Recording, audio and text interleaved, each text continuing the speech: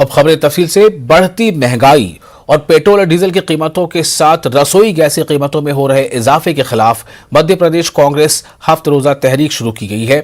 कांग्रेस के जरिए बढ़ती हुई महंगाई को लेकर जन आंदोलन का खाका तैयार किया गया है और सभी अजला के हेडक्वार्टर से लेकर ब्लॉक सतह तक एहतजाज करने का खाका तैयार किया गया है। कांग्रेस कारकुनान ने एमपी कांग्रेस सदर कमलनाथ की अपील पर ताली, थाली और घंटी बजाकर कांग्रेस कारकुनान ने हुकूमत को बेदार करने के लिए सूबाई सतह पर एहतजाज किया है। वहीं पेट्रोल डीजल की कीमतों के साथ दूसरी जरूरी अशिया की कीमतों में हो रहे इजाफे पर एमपीपीसीसी चीफ कमलनाथ ने हुकूमत को तनकीद का निशाना बनाया है। केवल वाहनों को ही प्रभावित नहीं करता, ये सब्जी से लेके, दूध से लेके, दवाई से लेके कि ढोने की, अगर ढोने की कीमत बढ़ती है ये सबको प्रभावित करता है।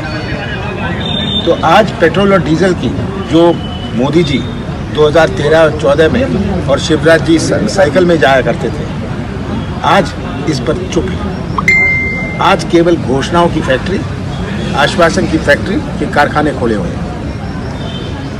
हमारा किसान, अगर हम तुलना करें खाद और बीज के भाव में, आज के भाव, पिछले साल के भाव और 4 साल पहले के भाव, बीज खाद की महंगाई हो, आज किसान तरसते, नौजवान तरसते, आज छोटा व्यापारी तरसते। आर्थिक गतिविधि जिसको कहते हैं इकोनॉमिक एक्टिविटी, ये चौपट हो गई। और जब इकोनॉमिक एक्टिविटी, जो पान का ठेला लगा लेता है, जो कोई चाट का ठेला लगा देता है, उससे आर्थिक गतिविधि बनती है। कांग्रेस लीडर इमरान प्रताप गढ़ी ने भारतीय जनता पार्टी और मोदी हुकूमत पर हमला करते हुए कहा है कि जब से बीजेपी आई है आम लोगों के लिए जीना मुश्किल हो गया है। इमरान प्रताप गढ़ी ने कहा कि जब से इलेक्शन खत्म हुए हैं पेट्रोल और डीजल की कीमतों में इजाफा ही होता जा रहा है। पर कांग्रेस बीजेपी पर हमलावर है। हमारे साथ हैं इमरान प्रताप गढ़ी साहब। आप बेबाक अंदाज में बोलते हैं तो सबको पता है, लेकिन ये बताइए कि क्या वाकई आप लोग कह रहे हैं कि सोतों को जगा रहे हैं हम, क्या जागतों को जगा पाएंगे? देखिए, सबसे पहली बात तो सरकार पूरी तरह से सो गई है। जब से भाजपा आई है कमर तोड़ महंगाई है। पेट्रोल 100 रुपए के पार पहुंच गया है। गैस सिलेंडर ऐसे छलांग लगा रही है कि वो सारे रिकॉर्ड तोड़ रही है। और सिर्फ गैस सिलेंडर और पेट्रोल डीजल ही नहीं, बाकी जो रसोई की चीजें हैं वो इतनी ज्यादा महंगी हो चुकी हैं कि आम आदमी का जीना दूभर हो गया है। और जिस तरह से चुनाव समाप्त होते ही प्रतिदिन 80 पैसे के टोटके के साथ तेल के दाम बढ़ाए जा रहे हैं, उससे मुझे वो प्रधानमंत्री और योगी जी का वो जुमला याद आ रहा है कि चुनाव 80-20 है। तो ये लग रहा है कि 80 पैसे प्रतिदिन 20 दिन तक बढ़ाएंगे।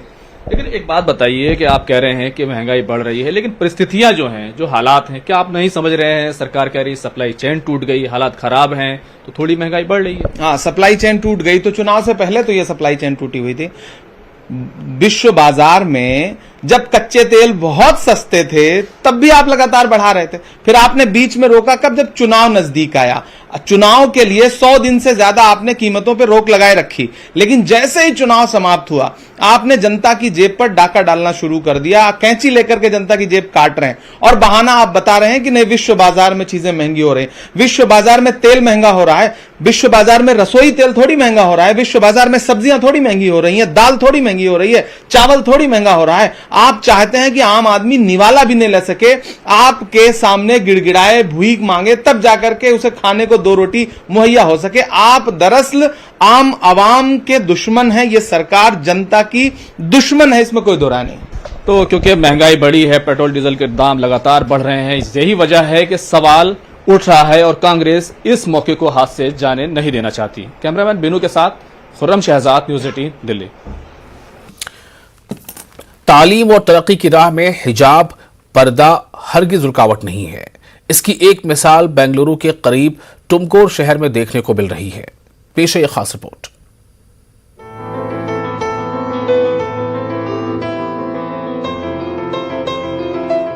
बेंगलुरु के करीब वाक़ई तुमकुर शहर को कर्नाटक का एक बड़ा तालीमी मरकज समझा जाता है। यहाँ के तकरीबन तमाम तालीमी इदारों में मुस्लिम लड़कियां हिजाब के साथ तालीम हासिल करती हुई आ रही हैं। ग्लोबल शाहीन पीयू कॉलेज में मुस्लिम लड़कियों के लिए बुर्का और हिजाब यूनिफॉर्म में शामिल हैं, जबकि बिरादरान वतन की लड़कियों के लिए शलवार कमीज ही यूनिफॉर्म है। हिजाब हो हिजाब के बगैर, दोनों सूरत में लड़कियां अपने आप को कंफर्टेबल महसूस करते हुए बुलंद अज़ायम के साथ यहाँ तालीम पा रही हैं। हाँ जी बिल्कुल, हम हमेशा बुर्का और हिजाब में रहते हैं, जो हम इस्लामिक वे में भी रहते हैं। हमें बहुत खुशी है कि इधर हिजाब भी है और हम कुछ इनसिक्योर फील नहीं करते। बहुत ही खुशी की बात है ये। फैसिलिटीज़ गुड है एंड हिजाब एक है। हमारे पेरेंट्स को मेन होना था सो हिजाब, हमें बुर्के में जाकर आने के वास्ते उससे कॉलेज में ज्वाइन करें। यूनिफॉर्म हमारे हिजाब में से है, हम हमेशा हिजाब में रहते हैं। कोई तकलीफ होती है? नो नहीं, ऐसी कौन सी भी तकलीफ नहीं होती है हमें। ಇದರಲ್ಲಿರೋಕ್ಕೆ ತುಂಬ ಖುಷಿಯಾಗುತ್ತೆ। ಏನಕ್ಕೆ ಅಂದರೆ ರಿಲಿಜನ್ ಪಾರ್ಶಾಲಿಟಿ ಇಲ್ಲ, ಸ್ಟೂಡೆಂಟ್ಸ್ ಪಾರ್ಶಾಲಿಟಿ ಇಲ್ಲ, ಎಜುಕೇಷನ್ ಮಾತ್ರ। इस तालीमी इदारे के सरपरस्त और all India Muslim personal law board के रुकन डॉक्टर अब्दुल कदीर कहते हैं कि इस मुल्क को तरक्की के साथ अमन इत्तेहाद की जरूरत है। तालीमी इदारों को नफरत की सियासत से दूर रखना चाहिए।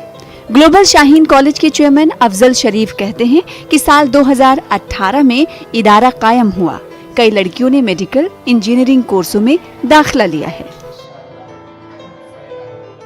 हमारे इस मुल्क विशाल महान प्यारे देश हिंदुस्तान की अहम तरीन ज़रूरियात में प्यार व मोहब्बत एक सबसे बड़ी ज़रूरत है और उसको आम करने में इंस्टीट्यूशन अपना रोल प्ले करना चाहिए। शाहीन में गरीब अमीर हिंदू मुस्लिम सब एक साथ प्यार व मोहब्बत के साथ रहते हैं और यहाँ पर मुस्लिम लड़कियों के लिए हिजाब है, बुर्का ही हमारा यूनिफॉर्म है और नॉन मुस्लिम लड़कियों के लिए आज़ादी है।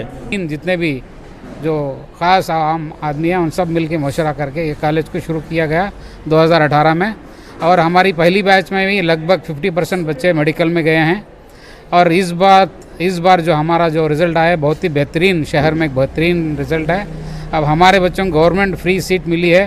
जब से हिंदुस्तान आज़ाद हुआ है, बल्कि उससे पहले भी बाज़ाब्ता लड़कियों के लिए हिजाब का इंतज़ाम हुआ करता था। किसी किस्म की कोई दुश्वारी पेश नहीं आई, किसी किस्म का कोई मसला आज तक नहीं उठा। अब ये मसला क्यों उठाया जा रहा है? ये 100% पॉलिटिकल नेचर का मसला है। इससे किसी भी मज़हब के मानने वाले को कोई दुश्वारी नहीं होती है, उसे किसी किस्म की ठेस नहीं पहुंचती है। ये एक नफरती एजेंडे के तहत सारा काम किया जा रहा है। रियासत कर्नाटक में तालीमी इदारे बिला लिहाज मजहब व मिल्लत खिदमात अंजाम देते आ रहे हैं। टिमकुर के मठों के तहत चलने वाले तालीमी इदारों में भी बड़ी तादाद में मुस्लिम तलबा जेवर तालीम से आरास्ता हो रहे हैं। न्यूज़ 18 उर्दू के लिए बेंगलुरु से रऊफ अहमद हल्लुर की report. Hakim Ajmal Khan memorial society ने एक बार फिर यूनानी की पढ़ाई के लिए उर्दू के जरूरी होने का मसला उठाया है। दिल्ली में सोसाइटी की जानिब से दिए जाने वाले अवार्ड को लेकर प्रेस कॉन्फ्रेंस हुई। करीब 1.5 दर्जन एजाजात का ऐलान किया गया। इस प्रेस कॉन्फ्रेंस में कहा गया है कि जैसे आयुर्वेदिक के लिए संस्कृत जरूरी है तो यूनानी के लिए उर्दू भी जरूरी है, क्योंकि यूनानी से मुतालिक तमाम मवाद यानी कंटेंट उर्दू में है। सारी किताबें उर्दू में हैं। सोसाइटी की जानिब से कहा गया है कि अगर मसला हल नहीं हुआ तो अदालत का दरवाजा खटखटाया जाएगा। वाज़ेह है कि आयुष मंत्रालय ने BUMS के लिए 10वीं जमात में उर्दू की शर्त को खत्म कर दिया था।